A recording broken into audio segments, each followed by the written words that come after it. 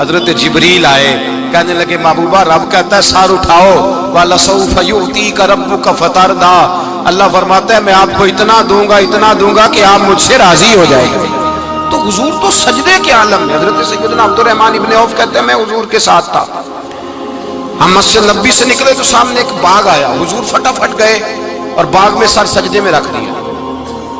देर तक हुजूर ने सजदा किया, इतना लंबा कि जैसे किसी की रूह परवास कर गई। कहते मैं हुजूर फारिग हुए तो अर्ज की हुजूर इतने लंबे सजदे की वजह? तो फरमाया मेरे पास जिब्रील आए थे और उन्होंने कहा या रसूल अल्लाह रब कहता है आपका जो उम्मती एक बार दुरूद पढ़ेगा अल्लाह उस पर 10 रहमतें नाज़िल करेगा, अल्लाह उसके 10 गुनाह माफ करेगा, अल्लाह उसके 10 दर्जे बुलंद करेगा। तो मैंने कहा सजदा करके शुक्र ना अदा कर लूं? इस बात पर मैं सजदा करने लग गया। इस बात पर एक दोस्त के यहाँ बेटा हुआ, मुझे कहने लगे मुबारक हो भतीजा आया है। मैंने कहा खैर मुबारक।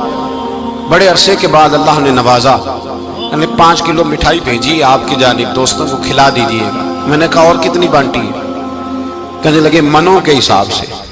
बाकी मामलात कैसे? कहने लगे क्या बात है, गरीबों को, मिस्कीनों को, लाचारों को सबको दिया है। तो मैंने कहा नफल कितने पड़े?